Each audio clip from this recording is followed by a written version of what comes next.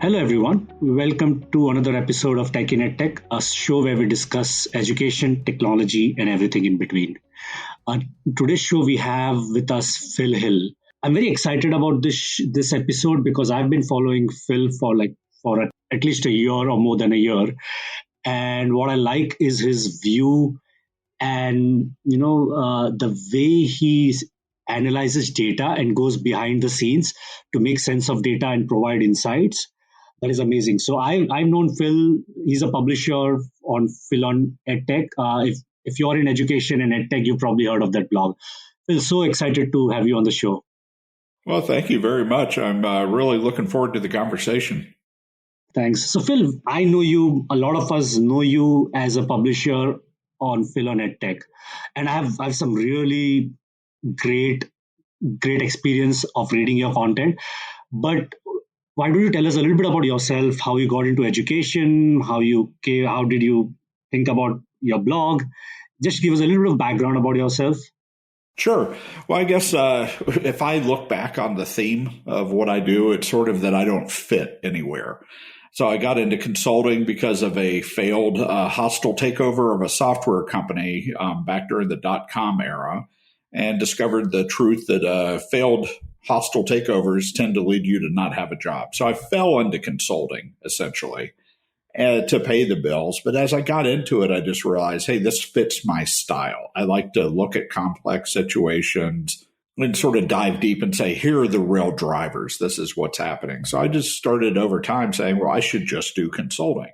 I picked up a market analysis role partially because some of the things I was telling consulting clients, I kept saying the same thing over and over. So I wanted to write more about it on the blog, and initially at eLiterate, but now at PhilOnEdTech.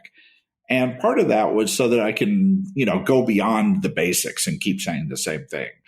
So people treat me sort of as a combination of consulting, market analysis, and the market analysis focuses on where technology impacts teaching and learning. Like, I don't do pure back office work.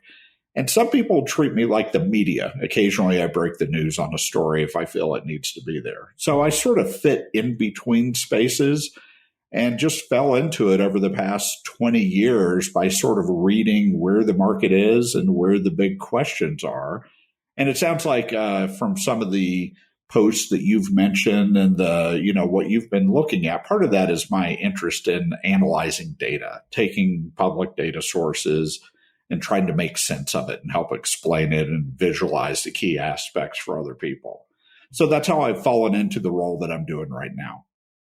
Your ability to look at data and make sense. I mean, I was looking at one of your posts, Phil, like about the Gates, the research done, I think this was a week back, and you mentioned that you went into footnotes in sources. Like, the amount of analysis you do to simplify some of that complex information is amazing. I must mention that. So that's because a lot of times we see data, we see numbers, and we're like, okay, you know what? If the numbers are there, probably this is what it is. But how you go behind the scenes, look at the data points, correlate it with the story, and then bring about your analysis is amazing. I must say that. Well, I appreciate that. It's probably something I need to talk to my therapist about, because I can't help myself. Like, if I look at data, I'm immediately trying to say, well, what's the context? Well, what does this mean? Let's follow the footnotes, make sure I understand how the data was set up. It's almost something I can't help but do. So it's good to hear that it's appreciated or understood. So thank you. No, absolutely. And so looking at your background, you were in consulting, you went into market analysis. I think what I understand when I look at most of your posts is you are trying to, unlock the information locked in some of those, those terms and language for general audience, because I make a lot of sense of some of this information looking at your blog. And the theme for today, the thing that I want to talk about is something that you've been talking about in your blogs, multiple essays, is declining college enrollment. I think we hear this everywhere. The college enrollments are dropping. College enrollments are going down. I keep hearing that. And there is this, there's almost a sense of sometimes frustration, sometimes uneasiness, anxiety with all this data. So why don't you give a little bit of background about college enrollment? What are the trends that you've seen in the past few years, and where are we today? Sure. And the reason that I've written about this more and more is it becomes a driver for a lot of strategy. So if we're talking about ed tech, so much of that is based on, in the US, what's happening with enrollment. It's because it's changing what schools have to do for them to survive and thrive, to change strategy. It impacts the business of technology companies. So it's just an issue that you can't avoid. So where we are is that at least for the past 12 years, overall enrollment in U.S. higher education for degree granting institutions has been going down. And it's been going, so this is something that happened well before the pandemic. So one way to look at this is once the pandemic hit, we definitely had a drop in enrollment, but that was really accelerating a pre-existing trend is what we're seeing. And where the impact of these enrollment drops varies by sector. So the one initially, if you go back to 2011, 12, 13, the sector that was dropping the most was the for-profit sector. And one way to look at that is the fact that a lot of these schools, the University of Phoenix, which used to have by far the largest school in the United States, it's gone down from hundreds of thousands of students to below 100,000 students. And a lot of that was a shift where traditional schools were starting to realize we need to serve non-traditional students. We need to serve underrepresented students, working adults. We need to provide online education. And, a decade or more ago, too many traditional schools, nonprofit schools, just weren't paying attention where the for-profits were. So early on, this big shift in enrollment change really reflected that change in mentality about who's going to serve these students. More recently, and something that's concerning to a lot of people is you've seen a greater drop in the enrollment from community colleges than you have from other areas of education. And that's also concerning because they really have become the primary area that serves underrepresented students. And so it gets to the whole idea of social mobility. We need to have a rich and robust 2-year system to serve these students. So all in all, there has been an ongoing change, and a big part of it is trying to look at, well, who's dropping the fastest and what does that represent? And not all of it's bad. Some of it's representing natural changes in the market, but that's a lot of what we've seen. But just to give a sense, is, total enrollment and of degree granting institutions in the past 10 years, it's gone from 20.7 million students overall down all the way down to under 18 million students overall just within the United States. So we're talking about a fairly significant change. And keep in mind that a lot of this is happening before you even factor in what's been called the demographic cliff, where the number of students coming out of high school is expected to go down significantly. So there's a lot of reasons why this is an important topic. And one is it's not showing signs of reversing, and it's about to get even more complicated. No, I think you've unpacked a lot over there. So let me give you some context. Like I studied. I did not study in the U.S. education system. I studied in Indian education system almost a decade back. When I moved to the U.S., the first time I got to know about the intensity of this was when I read Scott Galloway. I'm sure we've all heard him. Yeah, and when I read, and he basically questioned, and again, I'm just, that was first time when I saw. So because back in India, right, degree is sacrosanct. It at least it was. It was extremely sacrosanct. That okay, you need to. There's no option. What if there's no degree? No, there is. There has to be. You have to get educated. And there was a lot of funding for students to get educated. So when I moved to the US, when I saw those questions, and when I saw those trends, it really, I got deeper into it. Like, and then that is when I understood the intensity of this. So what you say here, there are multiple things. Let me highlight some of the key points that you mentioned. One, the drop has been happening over the last decade or so. It just got accelerated by the pandemic. Yes. Second is the overall numbers has gone down, but it all has coincides with trends in, okay, do employers need degrees anymore? What about credentials, micro credentials? So when you see all of this, what is your analysis on this? Like, I know this is a broad question, but if you have to break it down, like, okay, declining enrollment, what of it is not good declining? Like you mentioned, community colleges, I absolutely agree with you. They serve a lot of underrepresented sectors. That enrollment decline is, I don't feel that that's good overall. But what if it is also good decline? Like, people have probably found some other sources which give them more value for the money. What are your thoughts on that? Sure. Well, if you look at the degree, and you're right, the U.S. is not like India and some other areas of the world where the degree is, as sacrosanct as you're describing. But here in the U.S., it still has a very strong signaling purpose, where so much of the workforce and how people get into their careers, the easiest way to answer whether they qualify for better or worse is saying, I have a degree from this school. So there is this strong persistence of the degree, even if you look at it technically and say, well, I might be able to learn as much or more with a different approach. So we've been talking about that in the ed tech community for a long time, about non-degree certificates, alternative programs, different types of credentials that might land me a job. The problem is that that's always overhyped in terms of how it affects reality. Reality is just much slower than what people talk about. So I think there's a lot behind this movement and the expansion of educational opportunities beyond the degree. And I think it's a good thing overall. But for the longest time, it was changes on the periphery. It wasn't changing the mainstream of education. Part of what we're seeing right now is at the same time you have to deal with the pandemic, you also have people really questioning the value of education and if the amount of debt they take on or the cost of education, are they getting enough value?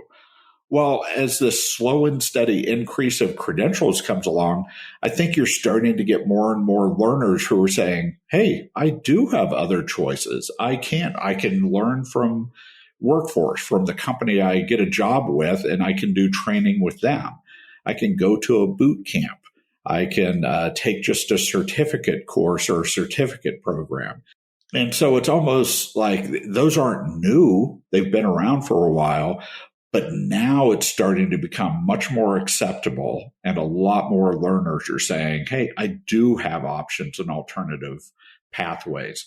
So if you look at that one from a long-term perspective, I think that's actually a good change. We have more options for people to get value out of education, and it's forcing the system, if you will, to not be complacent and try to figure out what new workers, what their needs are, how to better connect them to jobs, et cetera.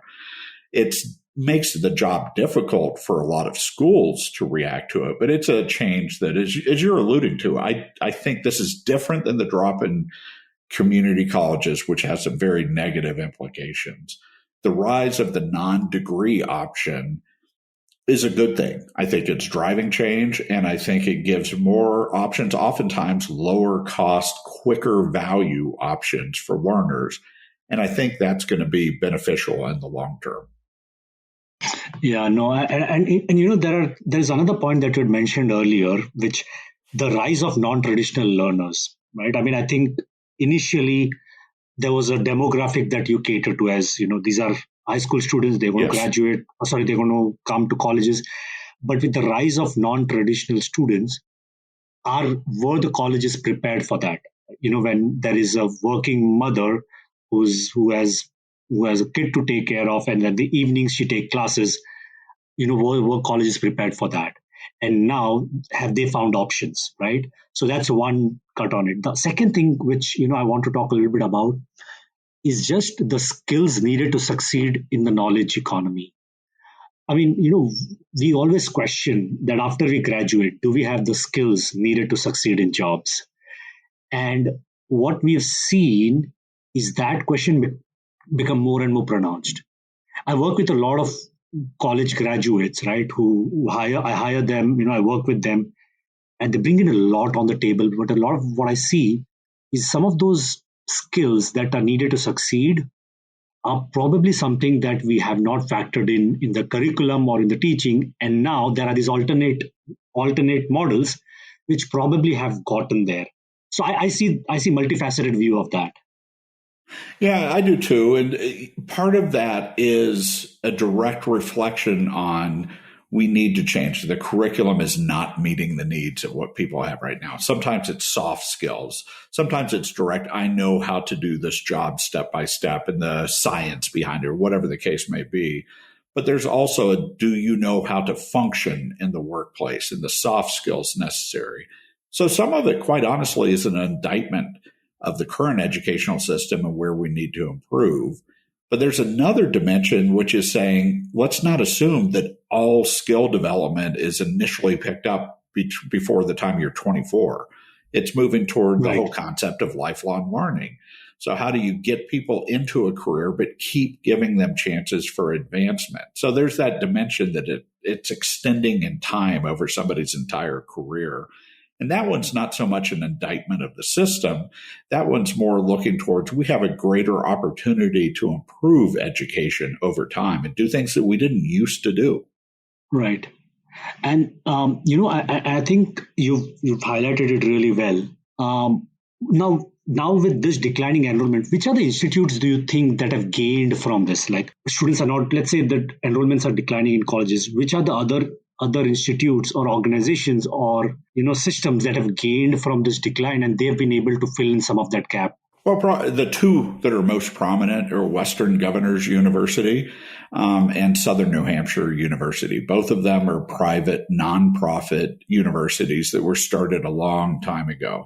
And Western Governors, it was created 25 years ago, and the central design is competency-based education, saying we don't think that seat time, 3 hours a week in class, 6 hours of homework, 15-week sessions, we don't think these time-based definitions are the best way to measure learning. And in particular, when you get non-traditional students, if the students know how to work quicker because they already have experience or they just have the natural aptitude to do well, let them move faster. So sort of personalize the learning and measure their competencies. Do they know this? Have they mastered this skill or competency? And if so, let them move on.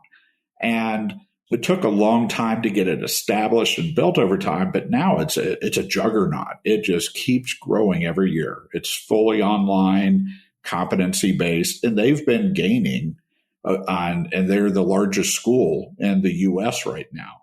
Southern New Hampshire is another example, and that's a little bit different. They started out with a campus, private campus in New Hampshire makes sense, and they added an online arm, and they just treated it very strategically.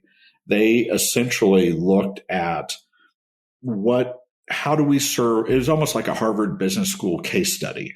If the students, the learners are who we're trying to serve, then how do we need to redesign the organization and how do we need to design a school based on what they need? And so they essentially said, let's forget tradition. It's a new unit. Let's organize it and set up the model to serve these students. And so their online unit is also growing very, very fast. So those are two schools that have definitely benefited. And in both cases, note that the commonality is not just online education. The commonality is first look at the students you're trying to serve and then design your organization around providing what they need. And they're by far the ones that have benefited the most. You still have your name brand schools, your elite universities, the Harvards, Yale, Stanfords, and you have your flagship university, University of Wisconsin-Madison. And those ones that have a big name, they are not suffering from the enrollment declines. And so there still is a lot of power in the name of a school and these elite universities, if you will. So you're right. It is distributed differently. And there are groups of schools that are doing very well during this changeover. And ideally, it's not just a matter of they're picking up other people's students. Ideally, we're learning from them as well. And you're getting a bigger group of schools who can adjust accordingly. Yeah, and not only are sure, they're probably picking up from other, but they are also getting new students in. Yes. I've heard Paul LeBlanc, I think the president of SNHU, on multiple forums, and he keeps talking about who is a student. Yes. The view of our traditional student has to change. Our students are not what they used to be back in the days, right? So I think they are getting different audience to be the student. I think that is going to be fundamental to changing this around. And now we've spoken enough about the issues at hand. What do you suggest? Like, what can EdTech do, or what can this institute do in terms of technology or infrastructure? To be able to maybe change some of this. Like, how can EdTech help and technology help in this particular scenario? Well, I guess the guiding principle overall, and this is not a technology one, but I think it frames the answer to your question, is you need to avoid the temptation. Schools need to avoid the temptation to think that this is just a messaging issue. Like, you see too many articles online where college degrees are a great value. We just need to tell people better that they are. It's almost like convince learners that they're wrong and they do need to value the degree. So the biggest thing is avoid that and instead do what you just mentioned that Paul LeBlanc has done at Southern New Hampshire.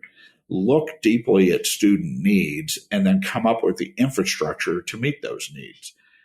Technology markets, I think a lot of what you could view them as is the ability to do that outside of a school with the scale of a Western Governors or Southern New Hampshire, where they can develop a lot of their own technology and solutions. So one thing technology needs to do is get out of the way.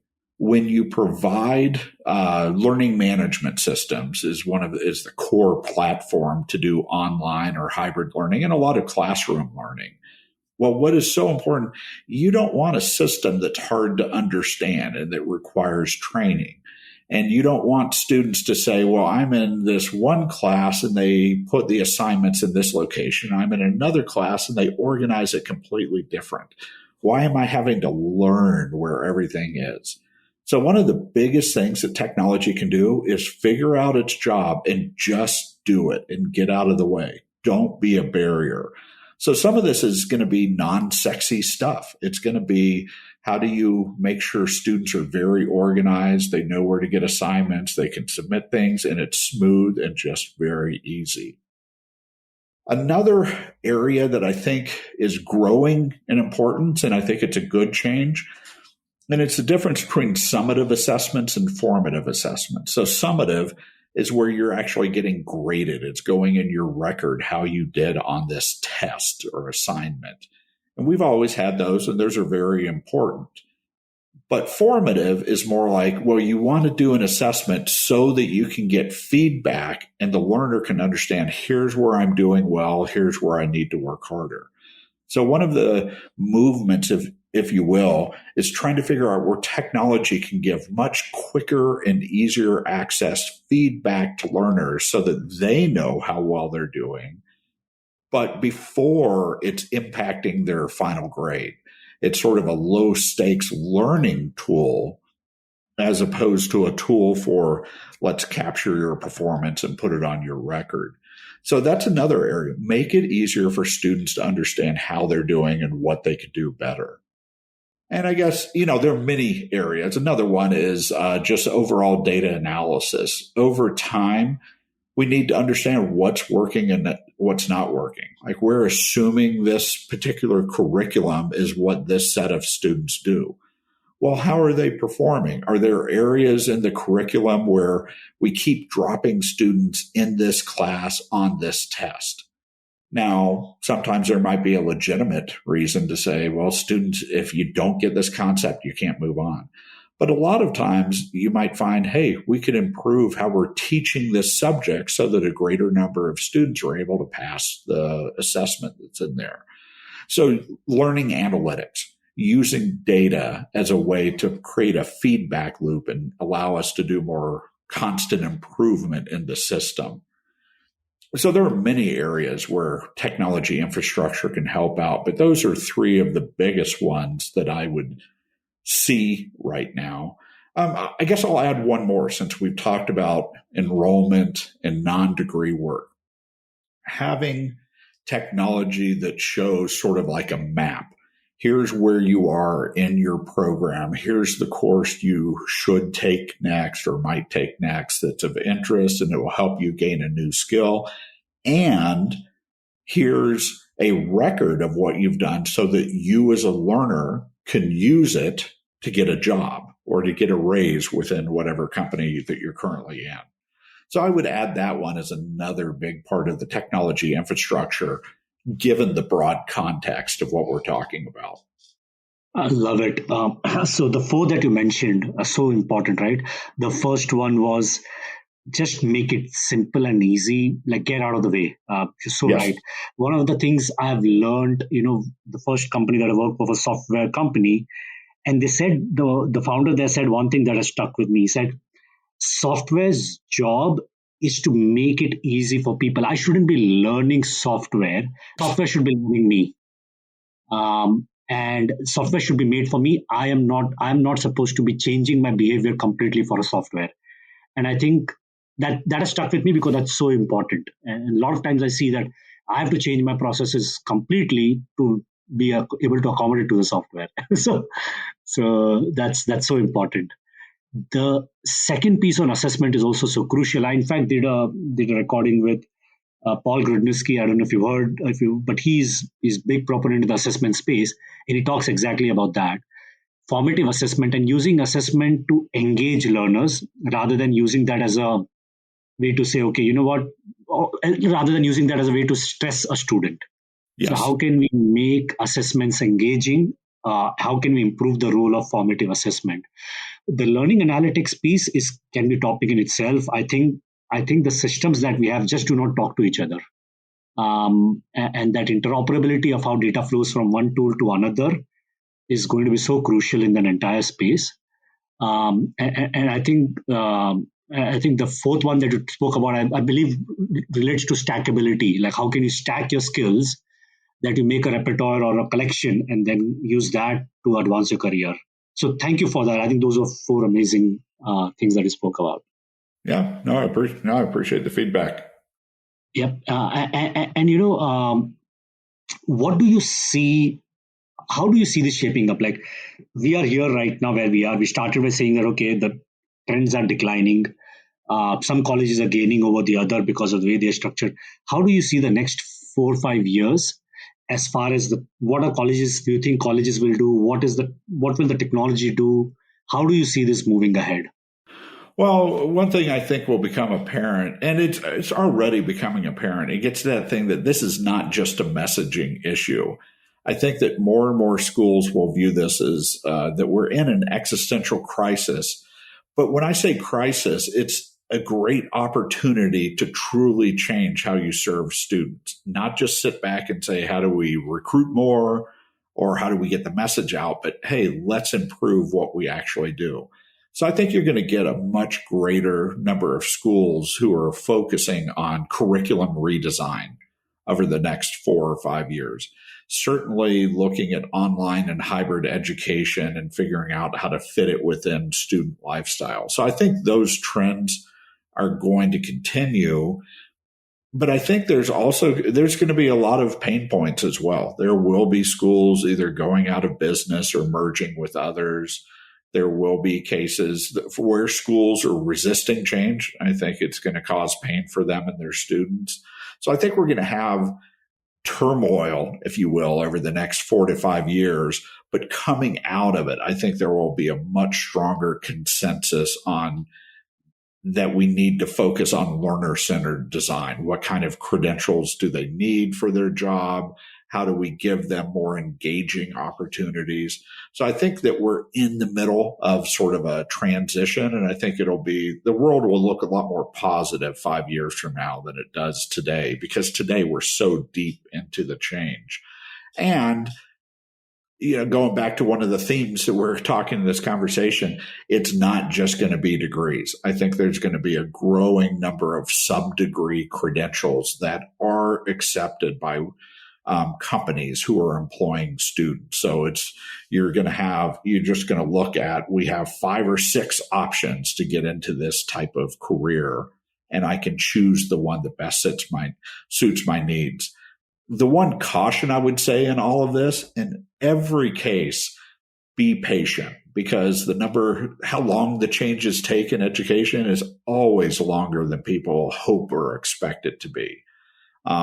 We talked about learning analytics. We could go back 15 years ago and go to conferences where people were talking about learning analytics and we're about to have a revolution. Well, it's still an important trend and we're still learning more. But as you said, too many systems don't talk to each other, don't share data adequately. And it's been a disappointment. So part of coming out of these changes successfully is being patient and understanding something that you might think would take 2 years is really going to take 6 to 8 years. Yeah, and one of the things that you touched upon, which we haven't spoken, the role of corporate and companies. I think that one of the direct beneficiaries of the system improving is companies, because they get a set of talent that is ready to upskill. So what role do you think that corporates or companies can play in this change, if they have any role to play? Well, they do have a role. And I think you've already seen a lot of changes that we're seeing today is where there's more of a partnership. So it might be a large company who is working, Amazon with AWS, with their cloud hosting. They have helped develop a curriculum around data center and cloud hosting and a lot of the field that is in growth in the technology. And they're partnering with a lot of community colleges to provide that curriculum and to say, and we're hiring people who have these skills. So you're already seeing those types of partnerships. I think you're going to see more over time, not just the big tech companies, but increasingly from smaller companies who are saying, hey, we're going to work with a set of schools, develop a curriculum that we know we can hire from, but they're delivering as a school. So I think you're going to see a lot of that. There is also a level of education that's going to be happening outside of colleges and universities. So you are seeing some companies saying, we're just going to train our own people. But I think the more impactful change is sort of that partnership where corporations are going to work more with schools on co-designing a curriculum, leave it up to the school to do the teaching and set the standards, but help define ahead of time, this is what's needed in this field, and this is what's going to help people get a job or get a raise within a particular field. So I do think they have a growing and important role. Yeah, and that again reminds me of an article that I read where they said that companies have a DNA or a skill that they are the best suited to. For example, Apple teaching design, or Amazon teaching, supply chain, or AWS teaching cloud. So I think those are the skills that that partnership will play a more and more important role in helping students get trained and skilled. So this has been great. There are a couple of last questions as we wrap up this. One is, Phil, what are your sources? What are some of the sources of information or knowledge that you consume that you could recommend to our audience if they have to learn about education, ed tech, workforce? What are the 2 or 3 sources that you can recommend? Well, one person I follow who writes, Robert Kelchin, who's a professor in Tennessee. I forget which school it is, but he writes sort of on the policy and the business of education from an academic perspective. He's certainly somebody that I follow and look at. Clay Shirky is another one from NYU, who, when he does write or speak, is somebody that I respect highly in his strategic view of what's changing. So those are 2 of the sources. I mean, I read a lot I probably spend the initial 2 hours of every day is really reading many, many sources. And one thing that I have to force myself to do is keep looking for new sources. So there are just different places you need to learn. So some of it's just getting out there, reading, following links, and then learning about, this is a group that does more, and getting into that area. So it's a wide range of reading, but those are two of the examples of some really good strategic thinkers that I follow. Great. And for audience, we are going to link the references in the show notes. So thank you for that, Phil. One last question. What is something, and this is something that I ask people, what is something that about you that's not on your profile? That's not on my profile? Well, I would say that, I played in a band. I've always been interested in music, and that's actually, I see a lot of similarities to my role when I played bass in a band with what I do right now. And that part of it is like playing bass. You're not the front person. You're not the one doing the melody, but trying to figure out how do you fit in and help different people fit together to produce something.